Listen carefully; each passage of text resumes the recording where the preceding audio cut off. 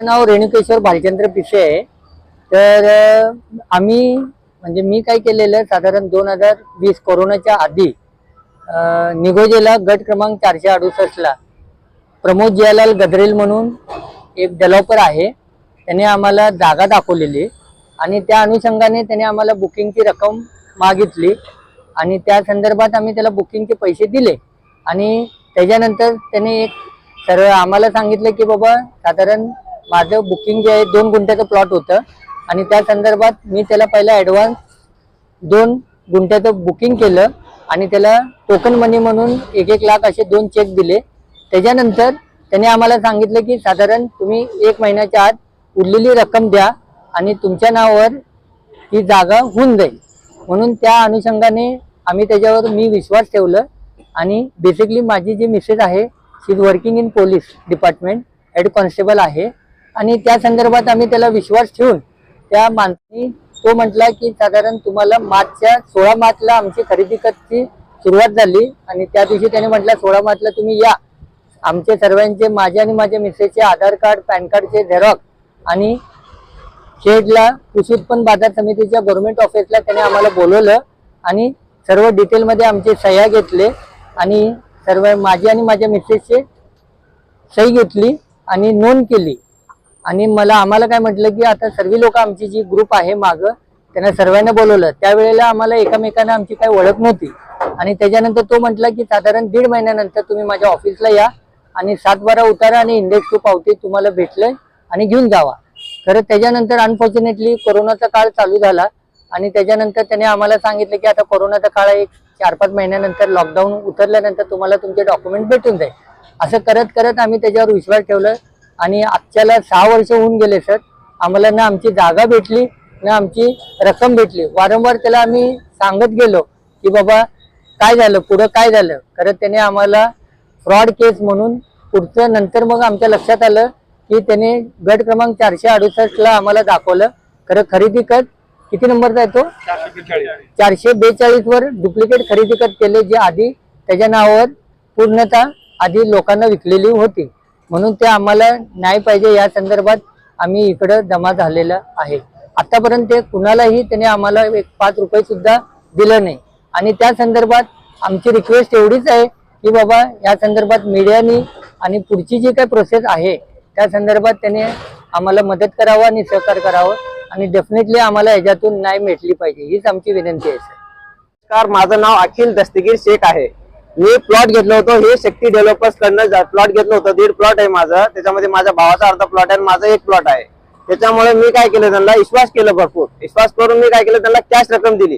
Cash रक्कम दिल्यानंतरही त्यांनी काय केलं मला हे बघा असं महाग रिसिव्ड पेमेंट दिलेलं आहे, असं महाग रिसिव्ड म्हणून त्यांनी त्यांची सिग्नेचर मारून त्यांनी कॅश दिलेली आहे, माझ्याकडनं घेतलेली आहे। त्याच्यानंतर ह्याच्यामध्ये आम्ही हा प्लॉट मध्ये 42 लोक आहोत पूर्ण ह्याच्यामध्ये। आमचं 7/12 ला त्यांनी सिग्नेचर घेतलं होतं, किती लोकांचं 42 लोकांचं।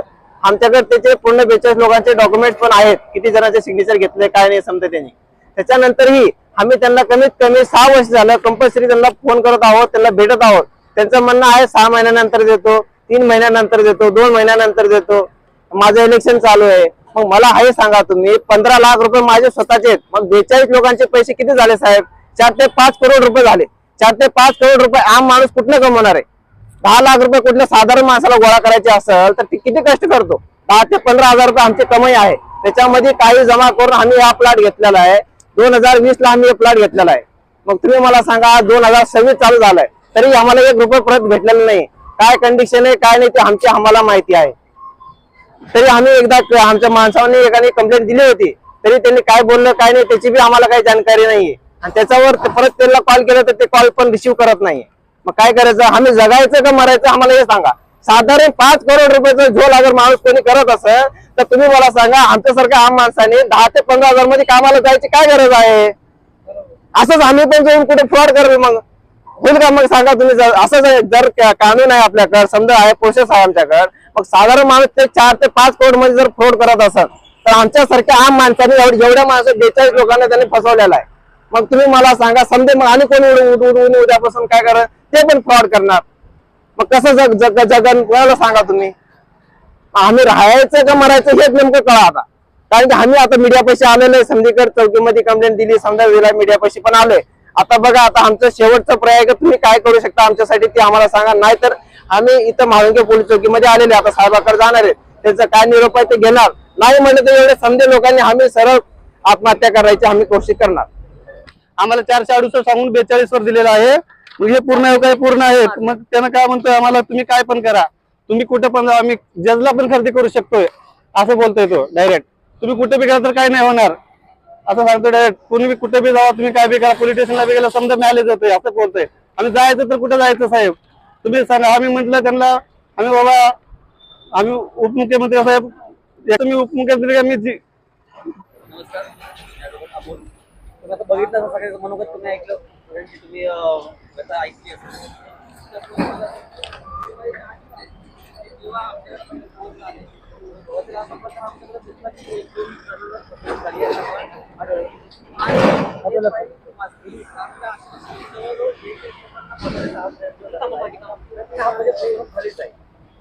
ह्या ज्या लोकांची फसवणूक झाली हा कामगार वर्ग आहे. कष्ट करून राहतो, यांचं पोषण कष्ट केलं तर यांचं खाणं. तर माझी मीडिया झालं, पोलीस प्रशासन झालं, आमच्या सगळ्यांकडून अशी अपेक्षा आहे या सर्वांना न्याय मिळावा. जे कोणी माझे आशील आहेत त्यांना न्याय मिळवण्यात पोलीस प्रशासन मदत करा मला अपेक्षा आहे. आणि अशा ज्या लोक जे राजकीय भय निर्माण करतात, जे फसवणूक करून उलट टाळाटाळ करून नंतर त्यांना शस्त्र दाखवून धमकी देणं, त्यांचे केस बाउन्स करणं, तुम्हाला कुठेही जाऊन न्याय मिळणार नाही अशी त्यांना संभाषण करणं, हे अतिशय चुकीचं आहे. माझी अपेक्षा आहे माझे सर्व आशील असतील त्यांना न्याय मिळेल. मीडिया झालं, पोलीस प्रशासन झालं, आम्हाला योग्य ती साथ देईल ही मला अपेक्षा आहे. तर एकूण जवळजवळ 42 लोकांची फसवणूक झाली आहे. म्हणजे त्या लोकांना प्लॉट दाखवला गेला वेगळा गटातला आणि खरेदी दिली वेगळ्या गटाची. सगळ्यांची साधारणतः फसवणूक केली तर ते आकडा जातो जवळजवळ 5 ते 7 होता. दुसरी गोष्ट, तक्रार करण्याचा त्यांनी बराच प्रयत्न केला. जर तक्रार योग्य दिवशी जर नोंद झाली असती तर ही वेळ आली नसती, मीडियाला आम्हाला इन्व्हॉल्व करायची गरज लागली नसती. तर आम्ही म्हाळुंगे पोलीस स्टेशनला आज आलेलो आहे. अपेक्षा आहे की सिनियर PI जे असतील ते आमची तक्रार नोंद करून घेतील. जर तक्रार नोंद नाही झाली तर बाकी कोर्ट आम्हाला ऑप्शन आहे, आम्ही कोर्टामध्ये तर आमची दाद मागेल ऑफिस वगैरे किंवा कोर्टामध्ये ऍप्लिकेशन फाईल करणार आहोत. एक आम्ही अजून एक ॲडिशनल जे ऍप्लिकेशन असेल ते